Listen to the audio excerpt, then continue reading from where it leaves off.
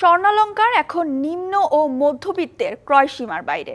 দফায় দফায় দাম বেড়ে এখন ভালো মানের স্বর্ণের দাম দাঁড়িয়েছে 1,72,000 টাকা ভরি। বিক্রেতারা বলছেন চড়া দামের কারণে এখন কমেছে স্বর্ণের বিক্রি। বিশ্লেষকদের মতে বিশ্ব যখনই অস্থিতিশীল হয় তখনই বাড়তে থাকে স্বর্ণের চাহিদা ও দাম। এ অবস্থায় স্বর্ণের বাজার স্থিতিশীল রাখতে এ খাতে বিনিয়োগ বাড়ানোর পরামর্শও তাদের।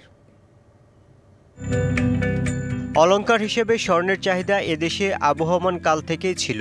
নারী অলংকার হিসেবে যেমন স্বর্ণ ব্যবহার করে, তেমনি এটি একই সঙ্গে নিরাপদ বিনিয়োগও।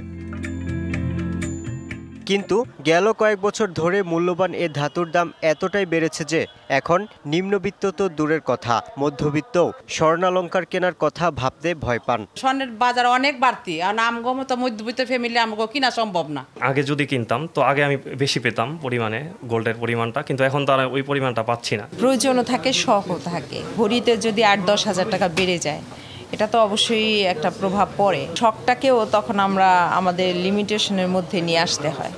25 বছরের ওয়ারেন্টিযুক্ত দীর্ঘস্থায়ী দরজা প্রোটেক্টর, আধুনিক ও মজবুত দরজা।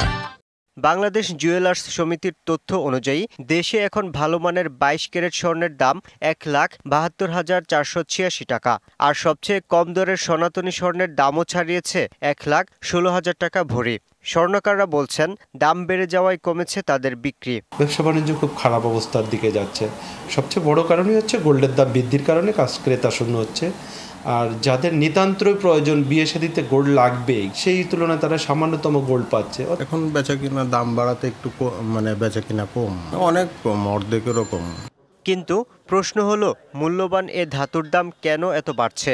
বিশ্লেষকরা বলছেন বিশ্ব যখনই অস্থির হয় তখনই স্বর্ণে বিনিয়োগ বাড়ে। সাম্প্রতিক সময়ে ডলারের দরপতনের কারণে বড় বড় বিনিয়োগকারী, এমনকি অনেক দেশের কেন্দ্রীয় ব্যাংক তাদের সম্পদ স্বর্ণে বিনিয়োগ হিসেবে রাখছে। তার প্রভাবেই বাড়ছে এর চাহিদা ও দাম।